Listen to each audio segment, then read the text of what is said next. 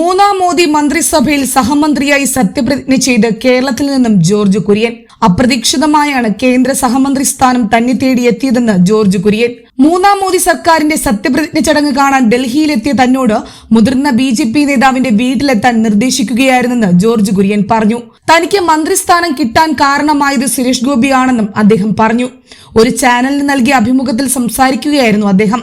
സാധാരണ ഇത്തരം അവസരങ്ങളിൽ ഈ നേതാവ് വിളിക്കുന്നത് കേരളത്തിൽ നിന്നും എത്തുന്ന നേതാക്കളുടെ അറേഞ്ച്മെന്റ്സ് കാര്യങ്ങളൊക്കെ അന്വേഷിക്കാൻ വേണ്ടിയായിരിക്കും. എന്നാൽ ഇത്തവണ എന്നോട് പറഞ്ഞത്, നിങ്ങൾ 45 വർഷമായി പാർട്ടിയിൽ പ്രവർത്തിക്കുന്നു, നിങ്ങളെ പാർട്ടി പരിഗണിക്കുന്നുണ്ട് എന്നാണ്. മന്ത്രിയാകുന്ന കാര്യമൊന്നും പറഞ്ഞിരുന്നില്ല.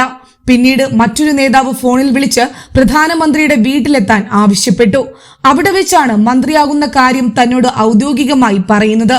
അതുകൊണ്ടാണ് വീട്ടിൽ പോലും ഇക്കാര്യം അറിയിക്കാൻ സാധിക്കാതിരുന്നതെന്നും ജോർജ് കുര്യൻ വ്യക്തമാക്കി. പ്രധാനമന്ത്രിയാണ് തന്നോട് മന്ത്രിസ്ഥാനത്തെക്കുറിച്ച് പറഞ്ഞത്.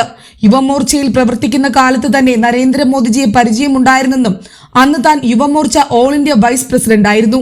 പ്രധാനമന്ത്രിയുടെ വസതിയിൽ വെച്ച് സംസാരിച്ചപ്പോൾ അന്നത്തെ ചില കാര്യങ്ങളെക്കുറിച്ചൊക്കെ അദ്ദേഹം പറഞ്ഞതായും ജോർജ് കുര്യൻ പറഞ്ഞു. BJP കുറിച്ച് ന്യൂനപക്ഷ സമുദായക്കാർ ആലോചിക്കുക പോലും ചെയ്യാത്ത കാലത്താണ് ജോർജ് കുര്യൻ താമരയെ നെഞ്ചേറ്റിയത്. 10ാം ക്ലാസ് കഴിഞ്ഞ കാലത്തായിരുന്നു അടിയന്തരാവസ്ഥയെ തുടർന്ന് രൂപീകൃതമായ ജനതാ പാർട്ടിയിൽ ആദ്യം ആകൃഷ്ടനാകുന്നത്.